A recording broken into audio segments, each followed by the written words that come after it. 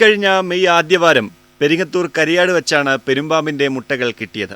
ആൾതാമസമുള്ള വീടിന്റെ പറമ്പിലാണ് പാമ്പിന്റെ മുട്ടകൾ കാണപ്പെട്ടത്. പെരുമ്പാമ്പും സമീപത്തുണ്ടായിരുന്നു. വന്യജീവി സംരക്ഷണ സംഘടനയായ മാർക്കിന്റെ പ്രവർത്തകനും സർപ്പ വളണ്ടിയറുമായ ബിജിലേഷ് കൊടിയേരിയെ വീട്ടുകാർ വിവരമറിയിച്ചു.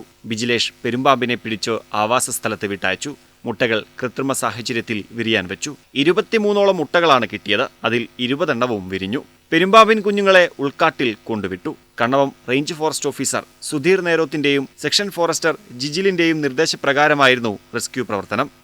മഴക്കാലമാണ്. ഇപ്പോൾ പാമ്പുകളും വലിയ പാമ്പുകളും കുഞ്ഞുങ്ങളും നമ്മുടെ ജനവാസ സ്ഥലങ്ങളിൽ കാണപ്പെടുന്നുണ്ട്. അപ്പോൾ അങ്ങനെയുള്ള സാഹചര്യങ്ങൾ പാമ്പുകൾ ഒരിക്കലും നമ്മളെ ഉപദ്രവിക്കാൻ വരില്ല. നമ്മളുടെ ശ്രദ്ധക്കുറവ് മൂലമാണ് പല സ്ഥലങ്ങളിലും പാമ്പുകളിൽ നിന്ന് നമുക്ക് അപകടമേൽക്കുന്നത്. നമ്മൾ കൂടുതൽ ശ്രദ്ധിക്കേണ്ടത് രാത്രികാലങ്ങളിൽ വെളിച്ചം ഉപയോഗിച്ച് നടക്കുക, കൂട്ടിയിട്ട വസ്തുക്കൾ ഉപയോഗിക്കുമ്പോൾ അത് ശ്രദ്ധയോടെ കൈകാര്യം ചെയ്യുക. ഇങ്ങനെയുള്ള കാര്യങ്ങൾ ചെയ്തു കഴിഞ്ഞാൽ നമുക്ക് വിഷപ്പാമ്പിൽ നിന്നും കടിയേൽക്കുന്നത് ഒഴിവാക്കിക്കും. ജനവാസ മേഖലയിൽ പാമ്പുകളെ കണ്ടാൽ വനംവകുപ്പിന്റെ സർപ്പ ആപ്പ് വഴി പൊതുജനങ്ങൾക്ക് സഹായം തേടാവുന്നതാണ്. പാമ്പിനെ റെസ്ക്യൂ ചെയ്യാനുള്ള വളണ്ടിയർമാരുടെ വിവരങ്ങളും ചികിത്സാ നിർദ്ദേശങ്ങളും ആപ്പ് വഴി ലഭ്യമാവും. മുഹമ്മദ് സൈഫുള്ള, പ്രൈം 21, തലശ്ശേരി.